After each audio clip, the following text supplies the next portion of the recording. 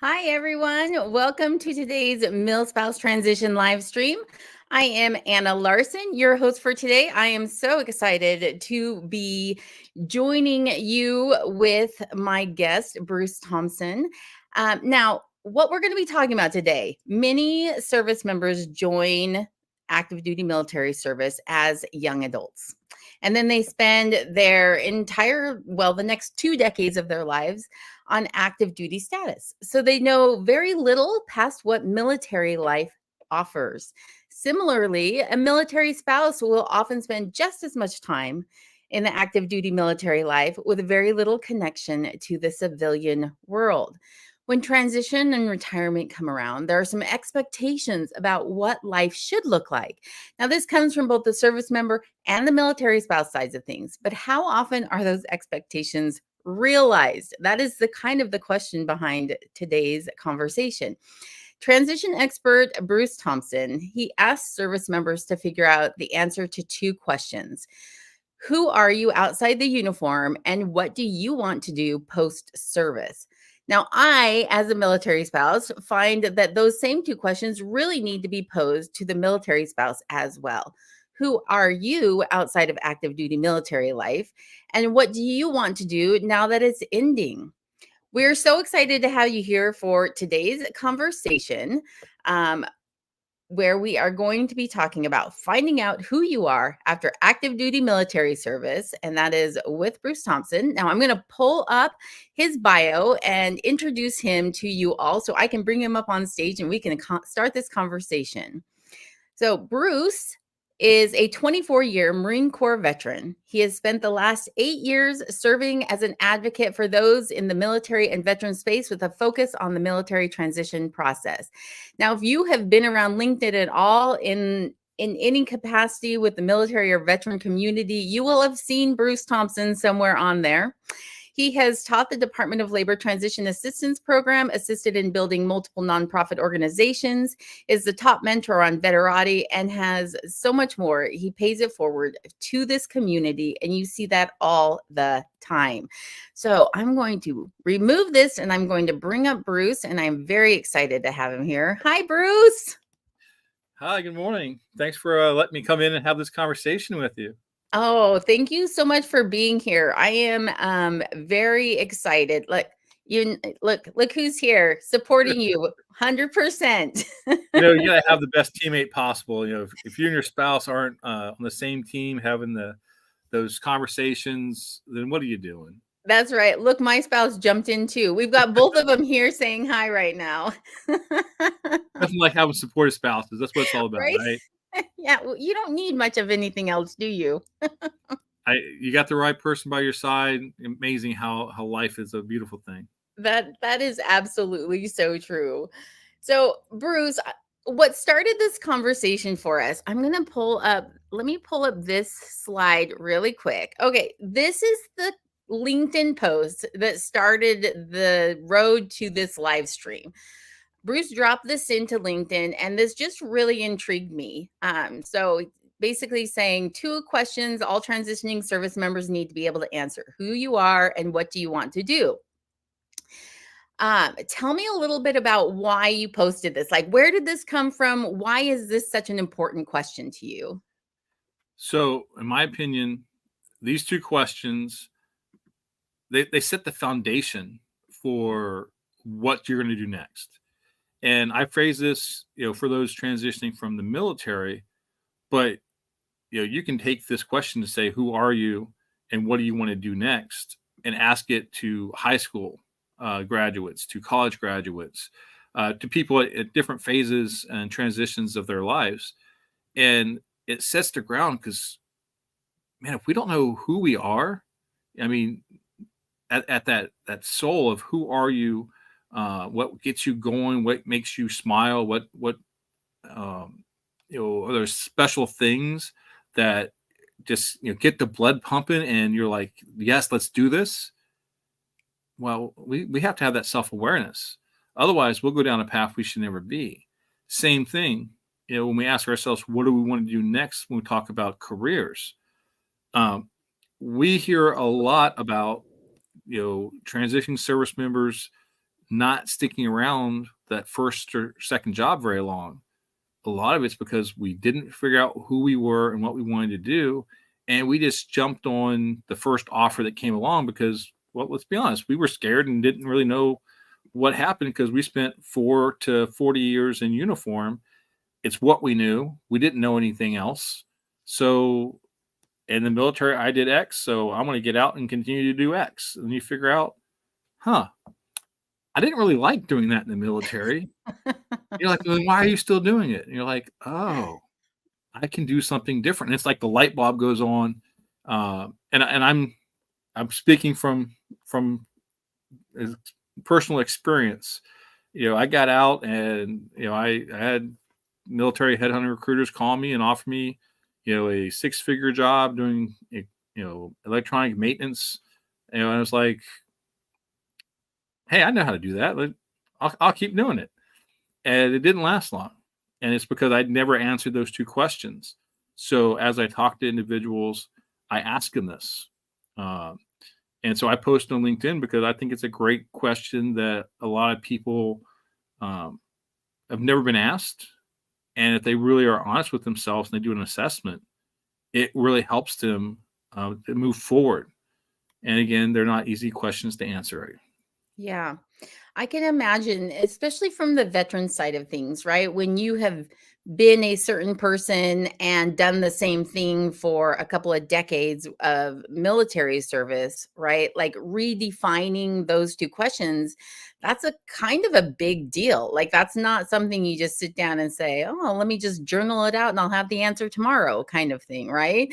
I mean, this is like a retransformation of kind of the person you've been and the job you've been doing. And so much of military service seems to create that identity for the service member.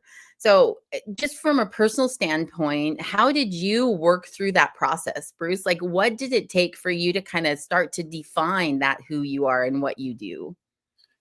Well, I'll be honest, it took a few failures, false starts in a couple of those two jobs I had. And then I kind of hit that rock bottom where I was lost, didn't know what was going on. And, Neela, my wife is a rock star and kind of said, it doesn't matter what you do when it comes to the money side. She's like, we want you to do something that you're going to have a passion for, that you're going to love, and that, excites you and gives you that, the love of life again. And really it was her giving me the permission, 1, to leave the jobs that were the wrong fit and were killing me. But 2, to give me that freedom to figure out who I was and where I could be. That really opened the door for me to, I don't have to go chase a high paying job. I can chase something that, the passion that aligns with who I really am. That came through. Mm. And of course, when you started, hey, what do you really do? I was like, well, I've always kind of been the counselor, the coach, the mentor. And you're like, well, if I'm going to be doing those things, who is the audience that I can speak to that, I have the best, relationship with? Well, of course, it's the military veteran, military spouse community. And so things just started clicking and falling into place. And I started teaching the TAP workshops in Southern California. Then when I moved to Jacksonville, Florida, I continued to do those. Nonprofit work, kind of fell into place. And it was nothing, I never had a design that I was going to be in the nonprofit, community or industry. If you'd have asked me, 8.5 years ago when I retired, where do you see yourself? I would have been like, corporate America, a suit and tie, doing something in business. And that's when I left the military. That was what I would tell you. That Mm. is not a plan. That is not something that I worked out, and hence why I had false starts with, finding career paths. But that was, what was in my mindset. And What's then struggling for that first year is how I really kind of got to where I needed to be, where I wanted to be, and where I've been thriving. So let me just ask you this, Bruce. Like you're saying that what your answer was. That was what your mindset was. Do you feel like those were expectations placed on you by other people, or an expectation of this is what happens when you get out of the military because you hadn't thought through those questions? Well, one, I hadn't thought through those questions. No one asked me those questions. No one kind of sat Bruce down and said, "Who are you? What do you want to do next?" It Mm, just wasn't happening. Um, I'd got my degree. I had my MBA, so of course, got my master's in business administration. So why would I not be in business? It was in HR, so because I believed in being in the people business. So it was like I'm going to find a job doing that. And of course, the first job was senior production supervisor. Had 45 people in my shift. Great company and everything. It just didn't align with who I was, with any mm, passions. Uh, and and you go through these experiences to learn. And again, I signed my Marine Corps contract when I was 17. I was shipped to boot camp at 18 in a month. And I spent the next 24 years being a Marine. So I didn't, have all those jobs in my 20s to kind of help figure out who I was, where I belonged. I did what Uncle Sam told me to. I showed up to this base with this unit and did that job. And 2.5, 3 years later, Uncle Sam said, "Hey, we want you to go to this base now and do this job with this unit." And you just kept doing it. And then finally it was like, "Hey, Uncle Sam's not telling me where to go and what to do anymore. yeah. What do I do now?" And it's that funny thing that all of us who serve at some point take the uniform off, but rarely do we ask that question. You Yeah. know, I like what John says here that there's nobody really asking service members those questions. It's almost like if you don't happen upon Bruce's comment on LinkedIn, you might not ever ask yourself those questions as you're transitioning out. And it comes with those failures and maybe even crashing and hitting rock bottom to be able to say, I got to do something different. I haven't figured this out the right way. I feel like that's a lot of what we've been seeing in the transition world, just in general, as service members are trying to navigate that next phase in their life. Would you agree with that? Like, yeah.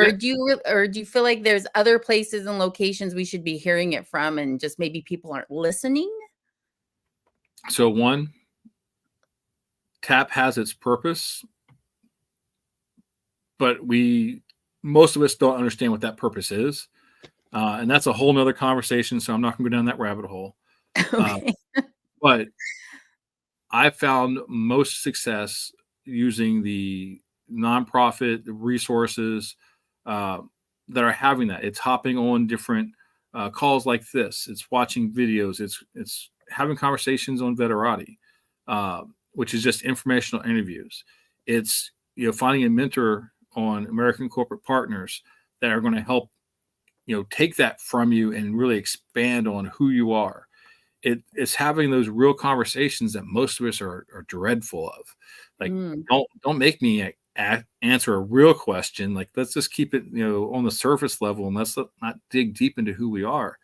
And we have to find that person who breaks it back down and says, "What do you want to do?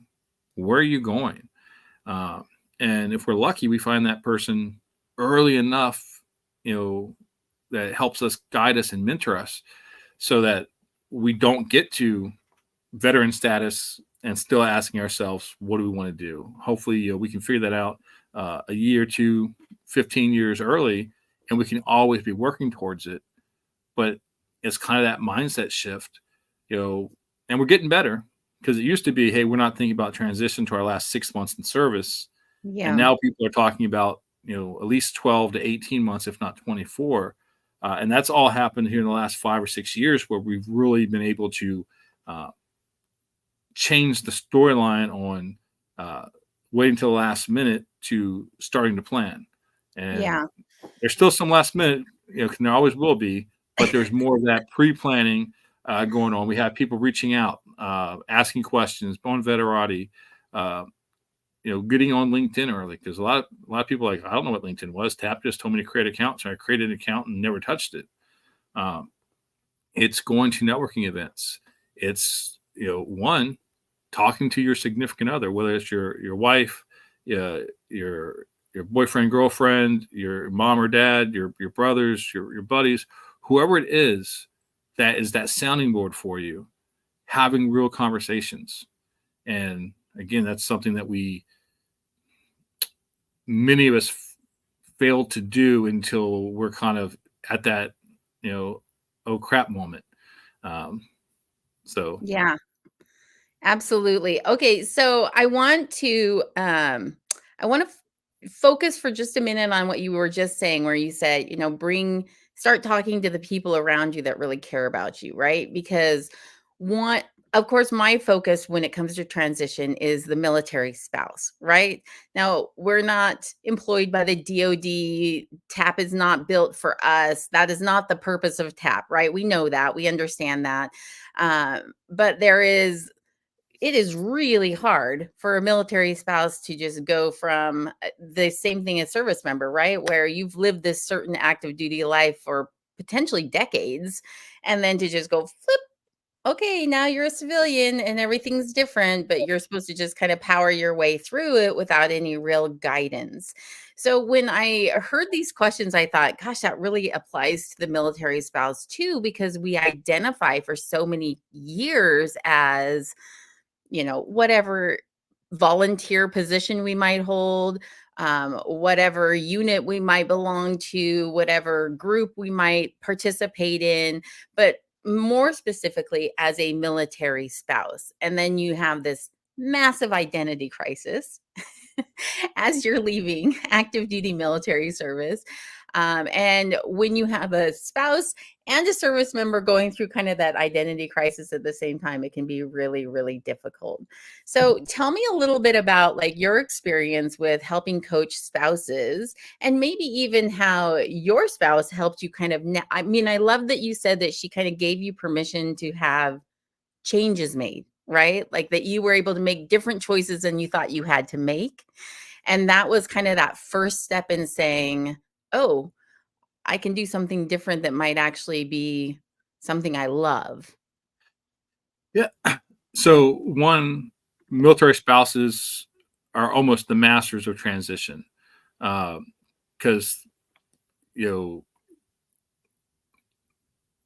hey, spouse has deployment orders, so military spouse has to transition from doing what they were doing to doing what they were doing plus what the service member was covering. Um, hey, you talked about volunteerism. Military spouses volunteer. Without military spouse volunteering, readiness would just go solo. And they gain all these different experiences and knowledges, and they kind of are able to, hey, I like this, I didn't like that, and it starts letting them know what's going on. And then we always have that wonderful, the kids are old enough where we figure out, the spouse is going to go to work. So we have that two income household, and the spouse says, okay, I got a job doing X. By the time they really like, I got my feet planted, this is really going well for me, the service member comes home and says, hey, guess what? I got orders. And of course the spouse is like, oh, got to start all over again. And the spouse, I don't know about everybody else's, but Neela handled our moves. I had the orders. Hey, I'm focused on the next assignment, where I'm going to go. Neela was on, okay, what are we going to downsize for? What needs to be packed with us? What can the movers pack? And she had to go through all that. And then we get to the next duty station, receiving the household goods, getting everybody established, kids in school, everything going on. And half the time I show up to a new unit and I'm immediately in the training exercise or deployment. So new town, have to figure it all out. And she's really doing it on her own. And some spouses have to do that. And it's like, okay, we have the household established. Now let me go find my next job. And it's the whole process. And again, got the job, got my feet settled, I'm enjoying it. And the spouse comes home and says, I've got orders again. Yeah. And so every 2 to 3 years, military spouses are making career transitions, are having to figure out their new networks, their who does what, who's best, what the best schools are, uh, different uh, extracurricular activities to get signed up for, where to live, grocery stores, you name it. They're always doing the transition and refocusing, and that's where I think when it comes to the service member finally leaving service and having to make that final, transition from service to veteran and figure out what's next, leaning on our spouses who have been there, done it multiple times, uh, it's a great thing. And luckily, when I retired, Neela had a great job. We weren't leaving the area, and we both weren't having to go through it at the exact same time. Mm. And she was able to really, um, again, give me grace and guidance that helped me with that. You know, it was 11 months that I struggled to figure out who I was, where I belonged, with different false starts. So that is where the team has to be working together to come up with these different things. But one of the things that really made everything work is Neil and I have never been afraid to have the tough conversations, Mm. call each other out on our BS, to come out there and say, what are you doing? What is your plan? You know, uh, whether it came down to the mental aspect of it, the physical aspect from it, because military, we're out there PTing, our physical training is constant, and all of a sudden you're like, oh, no one's telling me I need to get up and go run 5 miles today. Like, maybe I won't go do that. Hey, I don't have to get up at 4:30 and hit the gym. Oh, this is nice. And all of a sudden you're like, you find that a rut that's not a healthy rut for you, you know, and there's balances back and forth. And again, some people get that job and they're that traveler. They're on a flight Monday morning, they fly home Friday night. They work 12 to 14 hours a day, and it's like they're in constant deployment mode. And it'll burn you out at a certain point. And there's others where, hey, I couldn't find a job right away, so I took a job, and they might be working 2 or 3 jobs to make ends meet, especially in today's economy. Where are you going to be? How are you going to find that fitting? Some are going to college while trying to, you know, still maintain a full time job because, I got to get that degree so I can get this, or I got to get that certification so I can go here. And the spouses, a lot of them are on the exact same thing of, hey, I need to get that certification. I need to get that degree finished. So we have extremely similar transition paths. It's just a matter of how well did we plan for them? Are we both doing the same transition at the same time, which is always a joy. Um, but having open and realistic conversations about mentally, physically, where you are, what's going on, and when I'm down, Neela pulls me back up. When Neela's down, I pull her back up. When we're both down, we kind of just figure out how to get each other, back up to where we're starting to get that momentum, that rhythm back. Yeah. But it takes complete teamwork, and that's before we even start talking about transitioning with teenagers. That's It's a whole nother. that's like adding a couple more adults into the mix. But these are all those things that we fail to talk about. And so I tell people during their transition, uh, if you're married and you're not having open conversations with your spouse about what you're thinking, what your plan is, you're wrong. Because if you're like, hey, I'm going to get out of the military and I'm going back to my hometown, well, your spouse might have a different plan of where they want to live. So those conversations have to be had. And sometimes we have to say, to figure things out, pick a location that you want to go and then figure things out from there. Some people, I'm going to find a job, and that's the priority.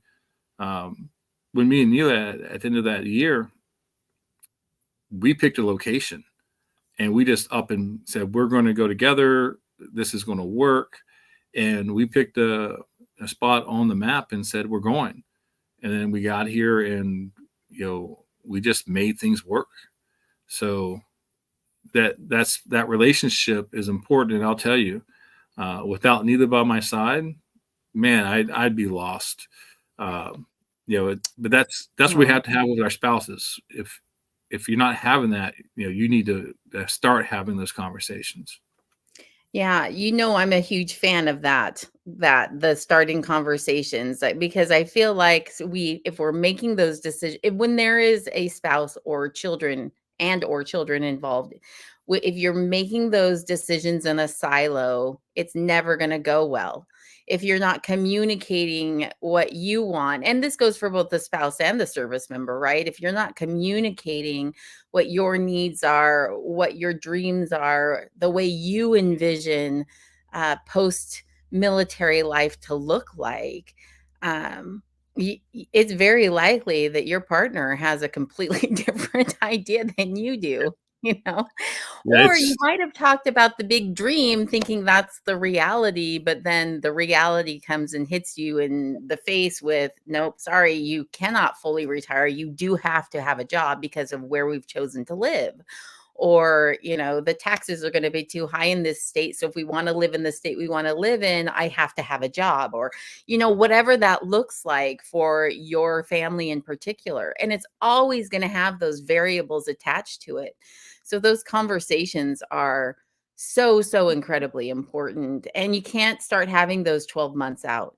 Like, that's so late in the game. yeah, I mean, I'm telling everybody everything my spouse and I did wrong. We did all of this wrong, which is partly why I think we struggled through transition as much as we did.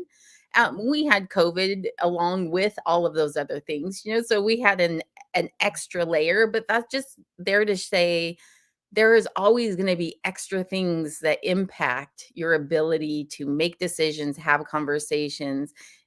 Yeah, I mean, how many service members do we hear deploying for 6 months of their 12 right before, they're supposed to leave active duty? It happens all I, the time. I got a couple buddies right now that are overseas, and they're in their final year of service.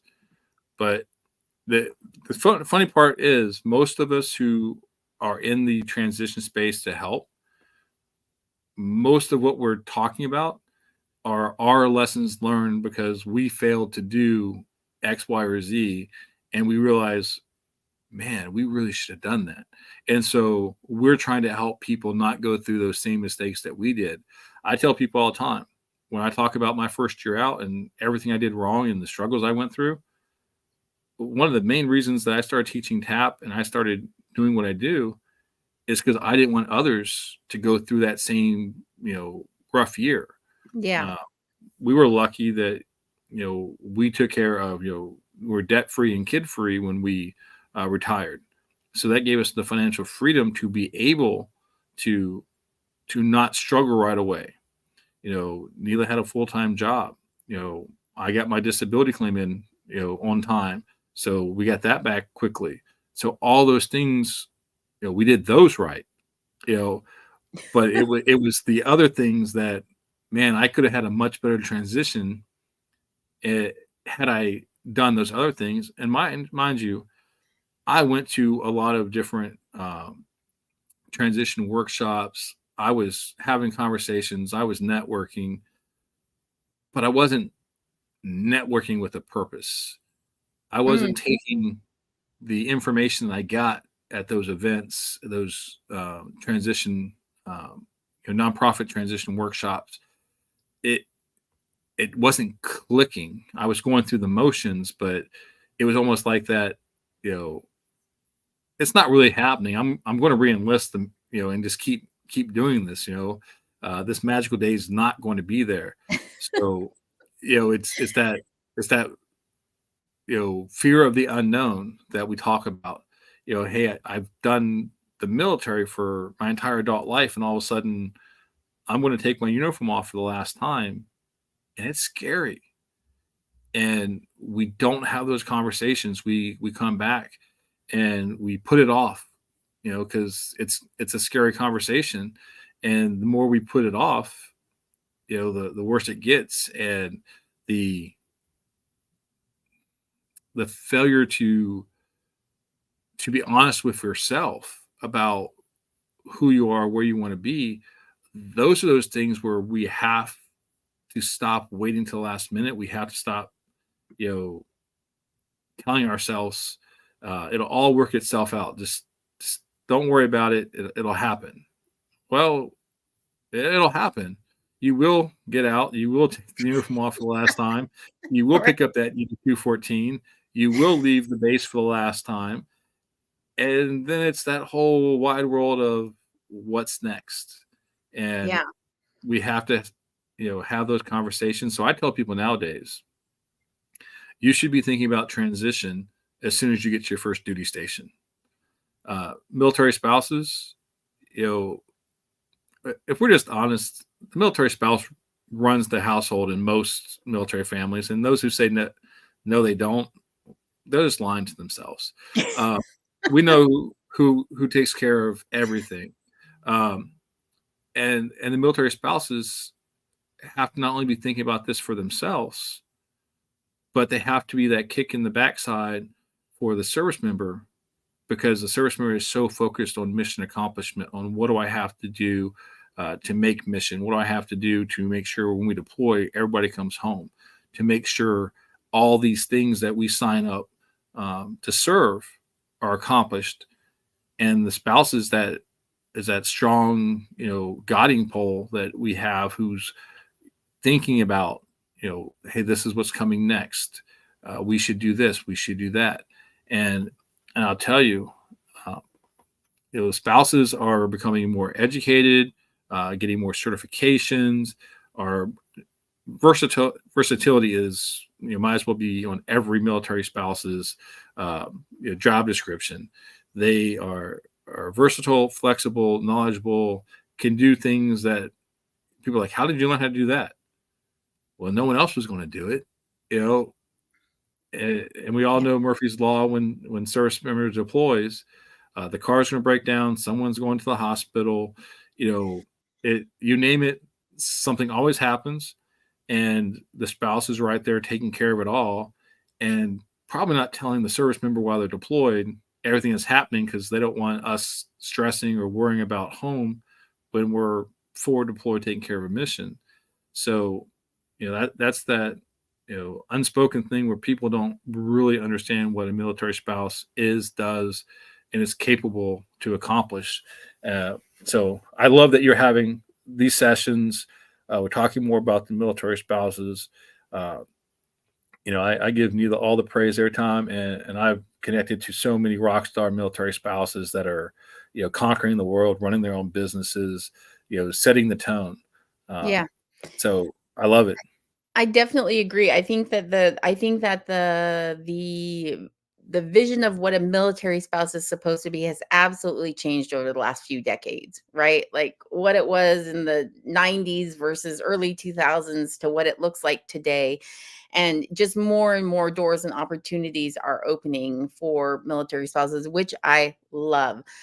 Well, Um, that's because more and more military spouses are kicking the door open for themselves. that's a good way to No, put it.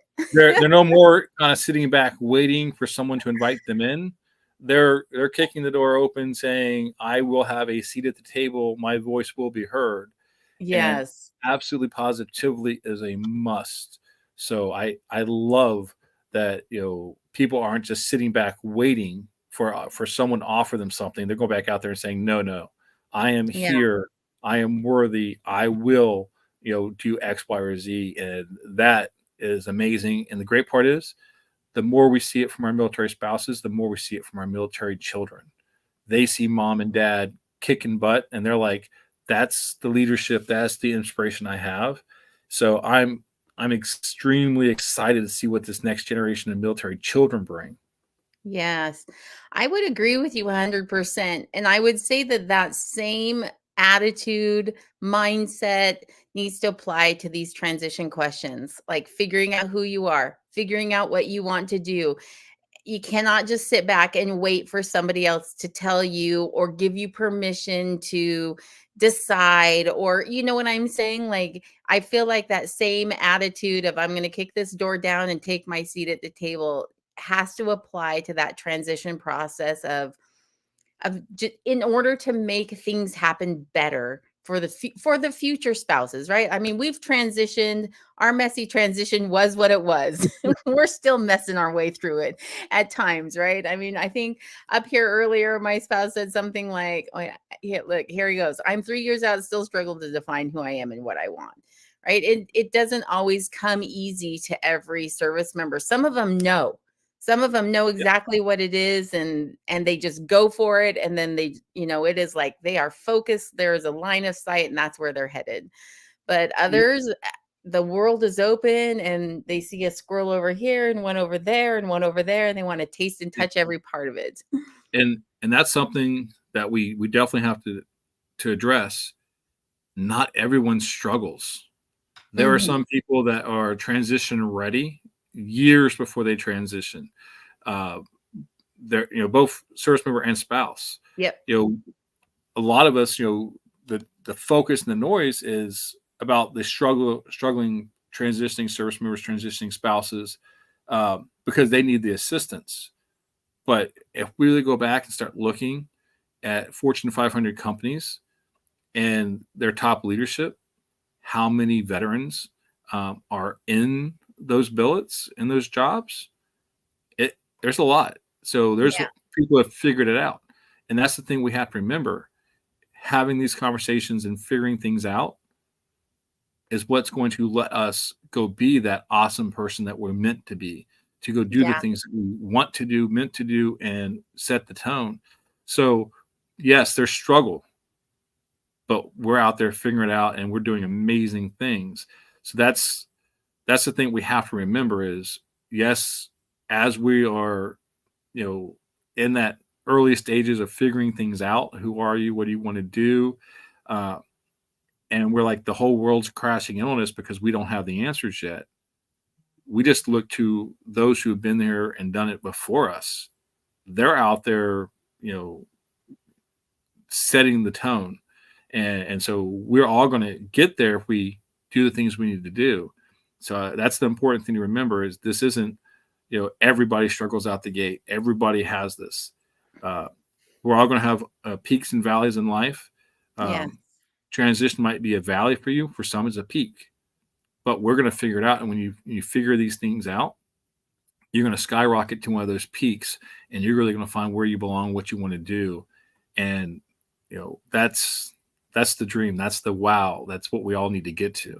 It's a good feeling, right? Like, I mean, It's an amazing feeling. yeah, it's a great feeling. So, two things, just as we're starting to close out now this live stream. First of all, I love what you just said, where you didn't say, to do what you're supposed to do. It's like, it's to do what you're supposed to do, not what others expect of you to do. That's like, I think that's such an important point. And I hope that any military spouse or service member that is listening to this podcast live stream hears those words. This is about what you're supposed to do, not what somebody expects of you to do. And that's really where you're going to find the joy in that transition opportunity that comes knocking at your door. And then I just wanted to throw this out there because Matt made me laugh when we were talking about military spouses kicking the door down. He equated it more with bringing a bazooka or a tank to the party, and sometimes, Matt, I think that is exactly what happens And, when a and, powerhouse military spouse enters the room. and that's one of those things we need it because sometimes knocking on the door and opening it gently does not work. That Sometimes we've got to hit that thing, knock it off the hinges, and open the floodgates for not only ourselves, but for others to be able to come through and do it. And what I tell you is we only get one life. We have to live it the best that we can for what we want, not what someone else wants. I'm a parent. I'm a grandparent as well. There's things that I would love for my kids and my grandkids to accomplish and do, but I can't tell them how to live their life.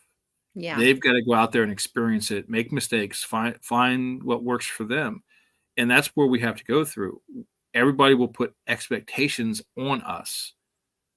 But just because someone's expecting us to do X, Y, or Z doesn't mean that's what we have to do. Sometimes we take the path less chosen because that's what we have to do to create something that never existed before. And we can talk about military spouse and veteran, entrepreneurship.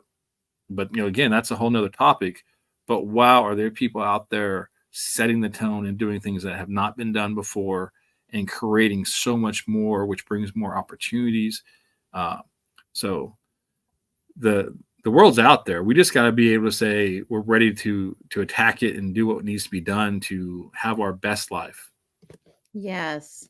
I love that, Bruce. Thank you so much. I feel like we are okay. So we're at the close. I would like to do a couple of things. One, I want to pull up your where to find you slide. So if somebody wants to reach out to you, speak with you more on this, can you just let them know the best place to find you, Bruce? Simply put, if you want to find Bruce, follow me on LinkedIn. It's one of those ones. If you're on LinkedIn with me, I'm easy to find. We go back through. I have shaved the beard. Those of y'all who've seen the Batman shirt, if you don't know, I am Batman. So just throw up the bat signal. I will respond. I'm on X. I'm on Instagram, but LinkedIn is where you want to connect with me. Yeah. And LinkedIn is really where Bruce is having some amazing conversations, and they are heavily transition focused, service member related. So, if that is your community, if that's your conversation, then I highly recommend you head on over there, find Bruce and connect with him. And his wife just dropped his direct link in the comments on LinkedIn. So you can go right to that link. Thank you for doing that. Okay, so as we close out, I just want to say thank you to our sponsor, SpouseLink. As a transitioning military spouse or service member, you probably have a lot more questions than you have answers. And that's why AFMA created SpouseLink to help support, inform, and inspire military spouses around the world with resources to lead you back to your family, back to civilian life. And you can find them at spouselink.org. Now, I do want to say that I personally am I am the founder of millspousetransition.com. If you have not heard of millspousetransition.com, it is a transition resource hub specifically for military spouses. I am going out and asking the questions so you don't have to. Do you offer something for spouses? Is this available for spouses as well? Can we use this resource? A lot of times that's not clear when we're going through the transition process. So most recently, I just did a 3-part series. The 3rd part is coming out tomorrow, but it is the military spouse transition checklist. These are things outside of the checklist that your service member has to do. These are things that you might be thinking of as a military spouse, the things you want to make sure that you know about, have a handle on, that aren't necessarily included in that to-do list that your spouse is given by the Department of Defense as they are getting ready to exit. So I just dropped the link down there. Go and take a peek into go take a peek at the comments, and you will see that link there as well. Last but not least, I want to say thank you so much to Bruce for your wisdom and wise words. I feel like from this conversation, we could have like 7 more conversations, right? The TAP program, the conversation program, the conversation, I guess. I don't know what I'm saying right there, but but also just like finding your way is such a big part of that transition process. And I love that you were open and honest and weren't afraid to say, hey, I didn't have it all together. It took me some time. And even now still doing things a little bit differently than I did 2 years ago, right? Because that transition process doesn't happen all at once. It is an ongoing process as you learn to be not part of active duty military life any longer. So thank you so much for being willing to be open and sharing those kinds of conversations with the greater audience. Bruce, what is your final words of wisdom for those who are listening in today or catching the replay? Well, first, thank you for allowing me to come on. It's always great to have a conversation with you and to talk about the topics that people are shy away from. So, as we talk transition, we will transition from high school to military to college to career to job to this city to that city. What we have to do is have real conversations to plan them out. You know, jumping off the seat of your pants is cool when you're younger. You get a little older, you need to plan that a lot better. So have conversations, think things out, make a plan, set goals. Find mentors, and don't be afraid to put yourself out there and take that risk. You never know. You know, people told me I should go to door one. Well, maybe check out door 3 or 4. You might find where you want to be, what you need to be, and that is going to be something that's going to be magical for you. So set your own path, make your goals, and figure out how to achieve them. Absolutely. I want to just throw out there too, if you're struggling with that, highly recommend connect. I guess you're this way on my screen. Connect with Bruce or another mentor at someplace like Veterati. They're going to help you be able to talk through and walk through some of those decision-making processes. So I just have to throw that plug out there because I love these mentorship programs that are available, and I don't think that they're utilized by enough transitioning service members and spouses as they go through this. Don't be afraid to connect and ask those questions of somebody who's been there, done that, and or maybe going through it at the same time as you. So, all right. With that, we are going to say goodbyes and thank you very much. And we hope to see you at the next Mil Spouse Transition live stream. Have a great day.